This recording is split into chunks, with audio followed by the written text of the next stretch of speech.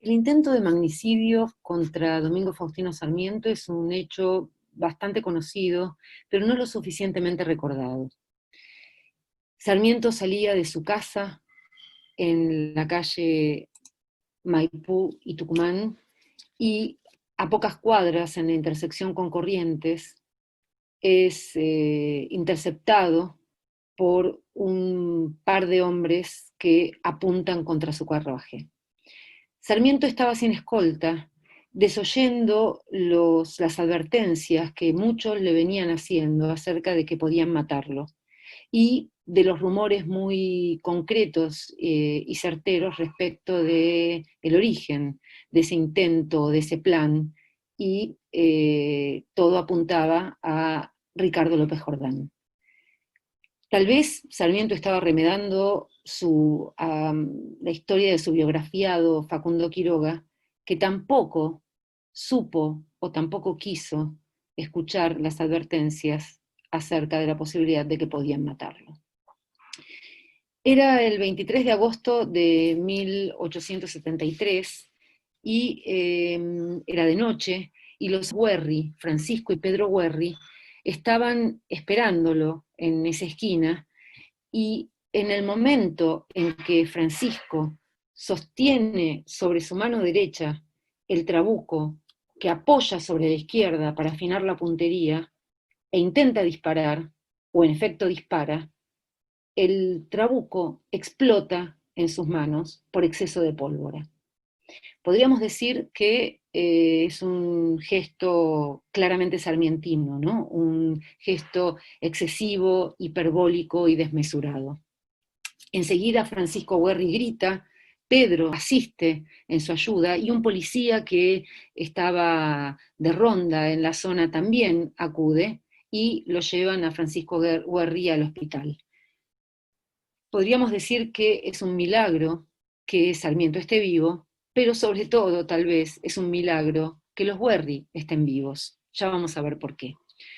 Sarmiento ni se enteró, o se enteró, pero muy tarde, cuando llega a destino a la casa de los Vélez Sarsfield, a cuya casa se dirigía, y esto es probable que se deba a la hipoacusia avanzada que Sarmiento tenía, y que seguramente estaba en uno de los periodos de más profunda sordera. Eran periodos a veces intermitentes, donde recuperaba circunstanciadamente la audición en base a ciertos tratamientos y volvía a perderla.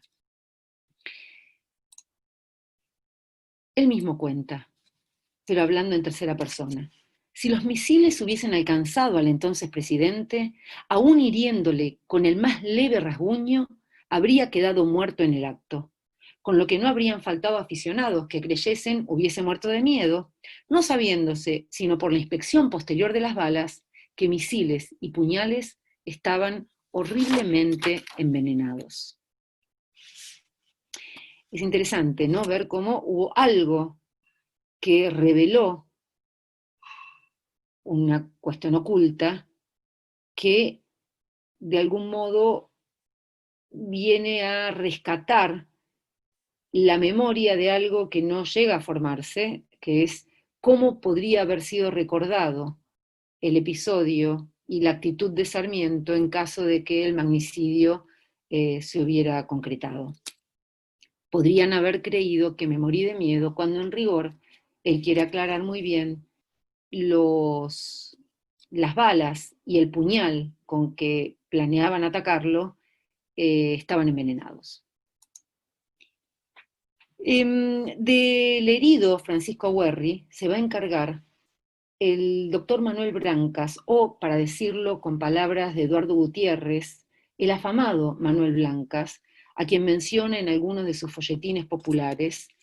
Y del puñal y de los proyectiles, más precisamente de su análisis químico, se va a encargar justamente el químico de origen catalán que trabajaba en la Argentina, Miguel Puigari. Las armas eran ciertamente letales, eso es lo que concluye Miguel Puigari, y de haberse esparcido esos proyectiles habrían dado muerte no solo a Sarmiento, y eventualmente incluso a a los propios Werry, sino cualquier transeúnte que pasara por la calle, porque, de nuevo, en efecto, estaban envenenados. Otra de las versiones en las que Sarmiento lo cuenta, muy graciosa, por cierto, ¿no? Recurre a una onomatopeya. ¡Bum! El presidente Sarmiento, asesinado a bala y veneno, según la intención del médico que agregó misil, ácido prúsico y al puñal un pavón de estricnina, según el examen que de ellos hizo el facultativo Puigari. Aquí se juntan también dos cosas que son coincidentes, pero tal vez no demasiado inocentes.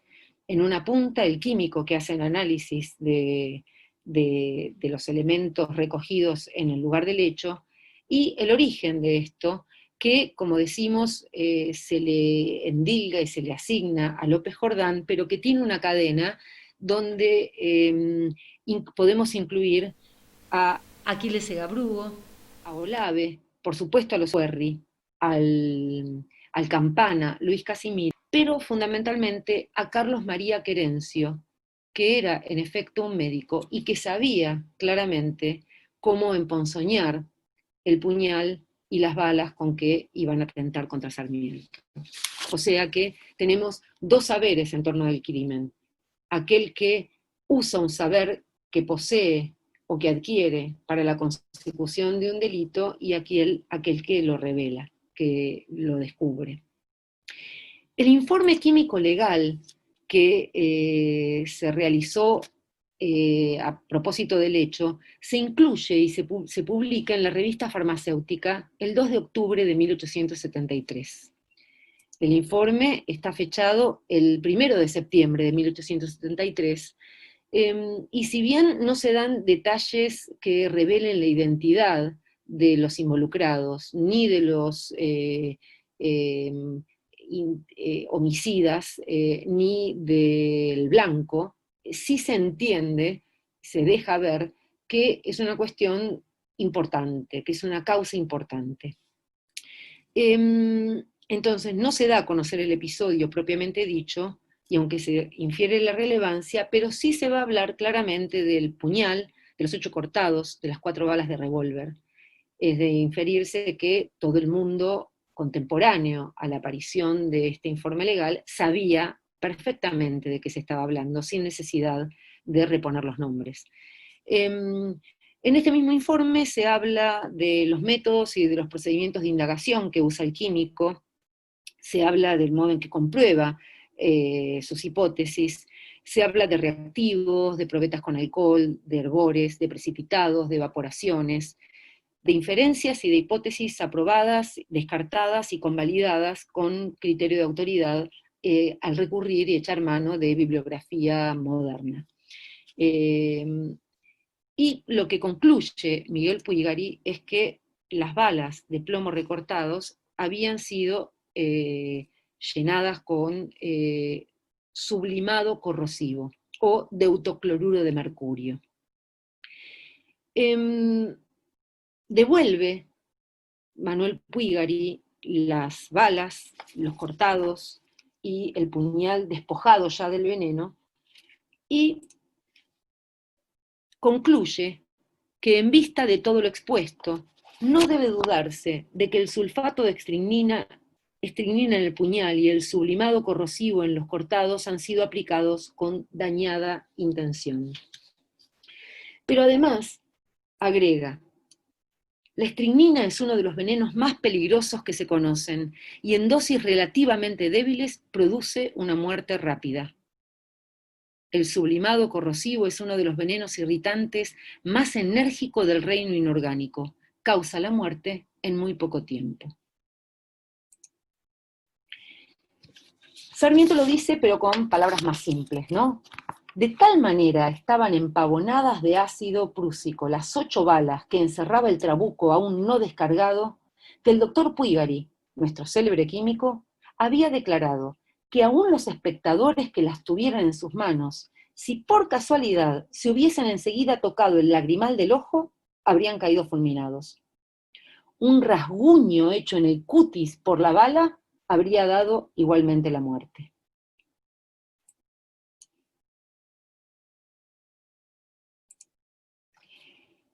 Estos fragmentos, estas balas, Sarmiento las recibe como souvenir del intento de magnicidio y, por supuesto, a su muerte pasan, junto con las otras pertenencias, a manos de Augusto Belín Sarmiento, su nieto, que las anota en la lista de inventario que hace de las reliquias de Sarmiento en el relicario, justamente, de Sarmiento en busca de asilo.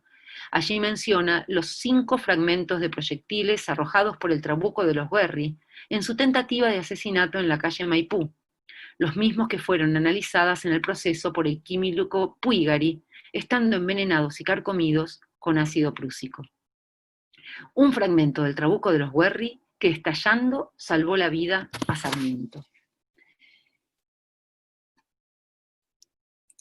Los fragmentos que se conservan y que se conservan todavía en el Museo Histórico Sarmiento son estos: la evidencia material del intento frustrado de magnicidio contra Sarmiento que ocurrió, de nuevo lo digo, el 23 de agosto de 1873.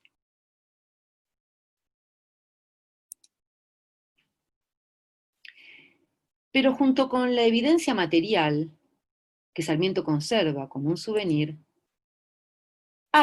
urde una trama simbólica que inicia en Abraham Lincoln y su asesinato, que ocurrió en abril de 1865 en Estados Unidos, como sabemos, muy poco antes de que Sarmiento mismo llegara a los Estados Unidos como representante del gobierno de Argentina, el de Bartolomé Mitre, frente al gobierno norteamericano. Sabemos que Sarmiento, en la difusión de los textos que escribe y que organiza en relación con la vida de Abraham Lincoln, se refiere a una bala criminal dirigida por las pasiones políticas.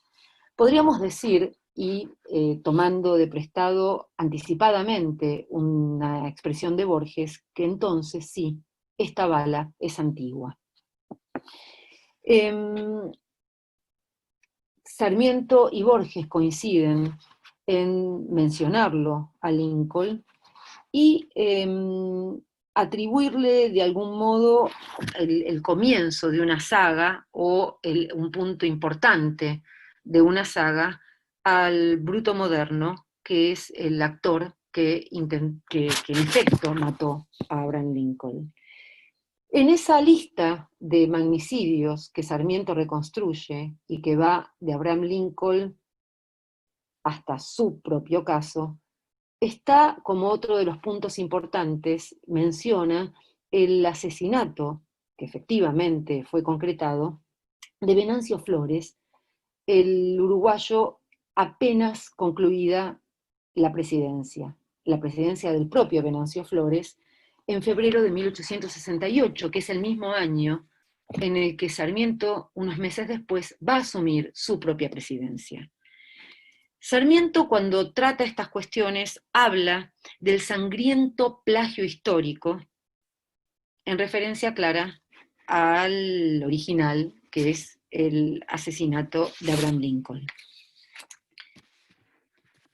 En esa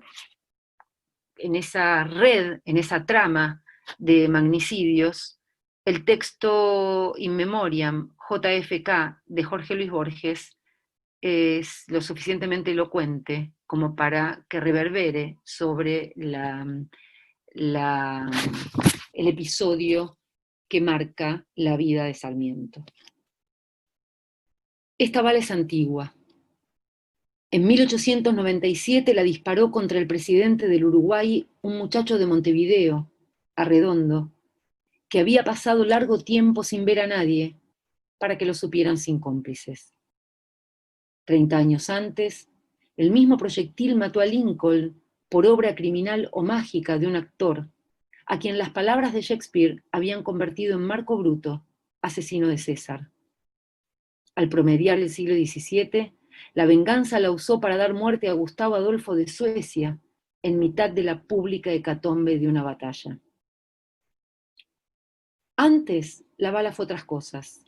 porque la transmigración pitagórica no solo es propia de los hombres.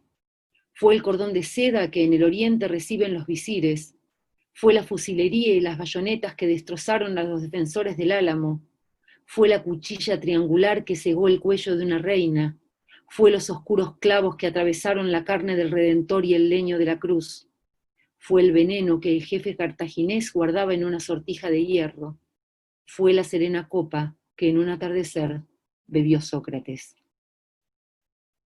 En el alba del tiempo fue la piedra que Caín lanzó contra Abel, y será muchas cosas que hoy ni siquiera imaginamos, y que podrán concluir con los hombres y con su prodigioso y frágil destino.